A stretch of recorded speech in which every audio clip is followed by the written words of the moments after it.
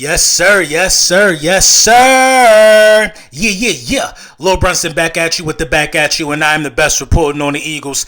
Before we get into the meat and potatoes, I gotta let y'all know that all the Hurt Season merch jumping out the gym. We got the truckers available. You know what I'm saying? We got the Hurt Season hats and dramatic. But this the one I want you to see though, because you know we coming back with the Kelly Green jerseys. Get in step with the Kelly Green trucker. Also, the Ski Mask Howie shirts, your perfect draft day shirt, all of that stuff, man, will be available via the print champs. Let's get into the meat and potatoes. There's nobody better at diagnosing under the radar talent like Howie Roseman. I mean, come on, it is what it is, man. Howie Roseman always finds gems, always finds diamond in the rough. That's what Howie Roseman does. You know what I mean? Howie Roseman, he don't get enough credit for the free agent movements that he makes. You know what I mean? We all know that Howie Roseman is getting better and better at drafting every year. We all know that he's good at fleecing other teams. But finding guys that you can get the most value out of for cheap is another strong suit of Howie Roseman. Kentavius Street, 26 years old. One of the most athletic defensive tackles on the free agent market. Probably the most athletic defensive tackle on the defensive market. It's video from 2017 of this dude squatting 700 pounds, 675-pound deep squat. Come on, man. 40-inch vert coming out.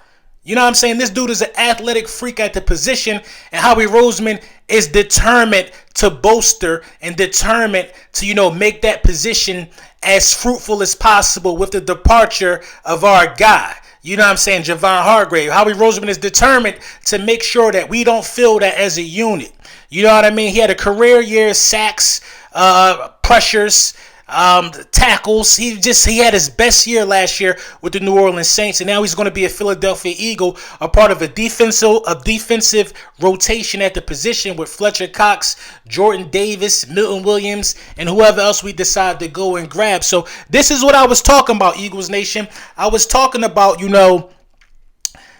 not putting too much on Jordan Davis' plate, not expecting too much out of Jordan Davis. What this move does right here is ensure that, you keep a rotation. That's what we known for. And it's Sean Desai defense. It's about getting pressure without blitzing. That's been the calling card of the Philadelphia Eagles for the longest, man. This is a Sean Desai pick.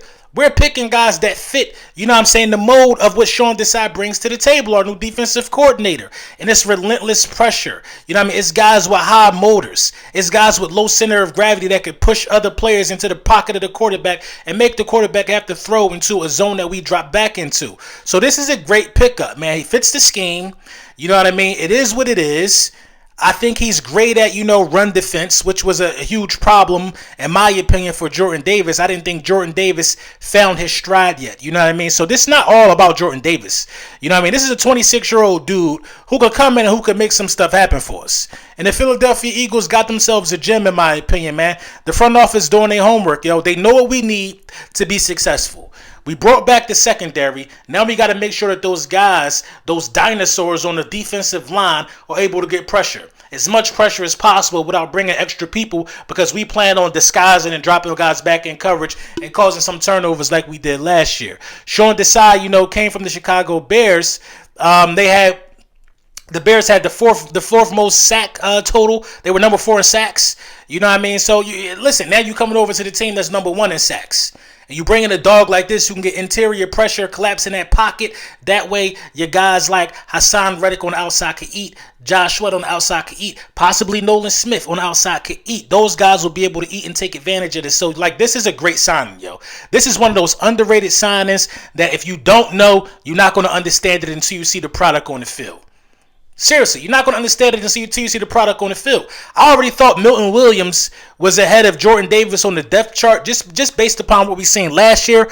But you know what I mean? Kentavius Street, you know what I mean? If you're judging based off last year, I think Street will probably be ahead of Jordan Davis as well. Not saying that anybody's going to play any more than Jordan Davis, but the facts are that these guys were productive.